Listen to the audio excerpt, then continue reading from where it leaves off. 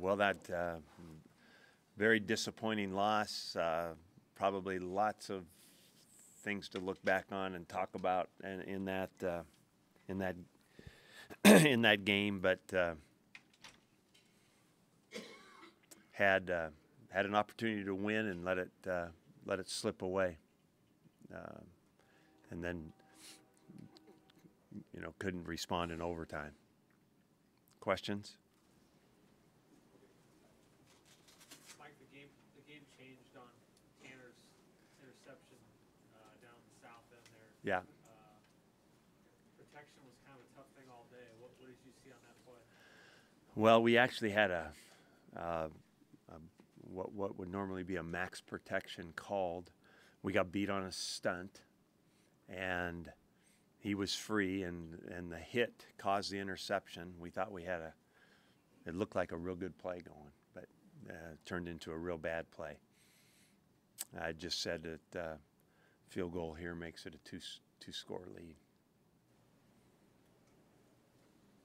What's the level of concern with the run defense, not just today, but the last few Yeah. games? They again hit some seams in there that we didn't quite get to, especially I think probably somewhat throughout and one near the end, but definitely early. We weren't setting the edge and getting the width on their reach blocking, wide blocking,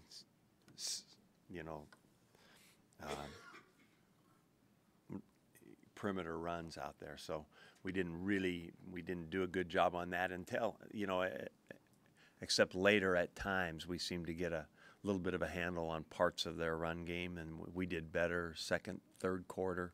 I would say that, but early on it was not good, and the totals aren't good.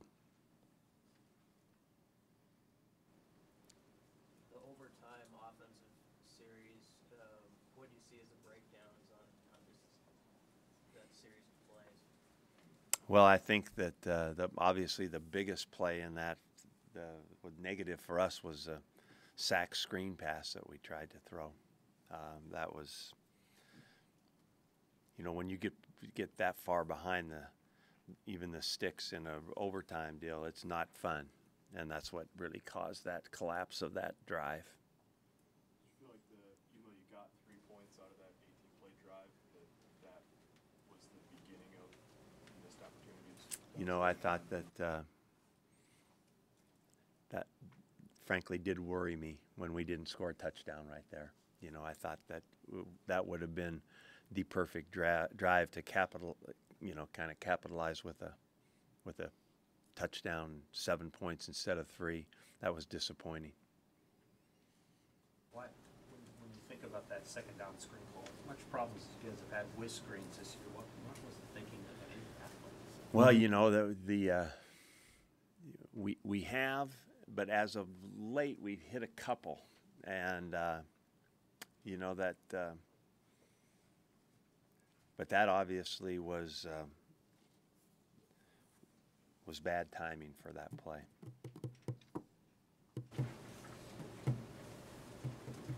You got the big score last week in need, but do you feel like those opportunities to sort of take a game and grab control has been a theme for more than just this week? I absolutely think that that you need to do what we did a week ago overtime to have an identity about being able to do that and respond, and so I would have to just say that we're not yet there.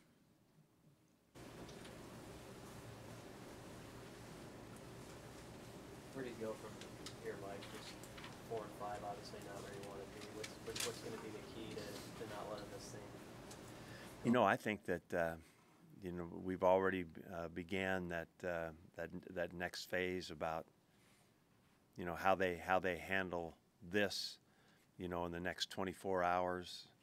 I think that they'll be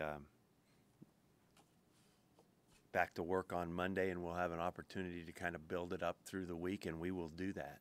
I feel real good about how this staff has responded throughout. I think the players listen to them, believe in them. I think they'll get coached again, and we'll get ready to go play. That's what I think will happen. It's not easy to talk about that process right now, but that's what has to happen in the next 24 hours. Is you have to kind of turn it over to that next deal, and the coaches will come in here and get this film out of the way and start on Minnesota. From your vantage point on the field, what was Northwestern's game plan in terms of its pass defense that seemed to give your quarterback issues? You know, I think that they spent a good deal of time with different looks, kind of curveballs to the short side of the field on Stanley. You know, and it wasn't necessarily different from what they'd done. It was just more of an emphasis of what they did most often, I think, was it. And then, you know, we got surprised with a couple of coverages. Not that they haven't run those coverages, but we just got surprised with a couple of them when they intercepted those out routes earlier in the game. What was it was the same guy both times. What was he doing that you were surprised? The kid came down and he was underneath that route, or what was surprising about those? Well, the first time he didn't have a lot of space to have to cover because the ball was in the middle of the field. The second time he did, but you know, I think that the first thing that a quarterback has to see right there, Sam, is whether it's man or zone.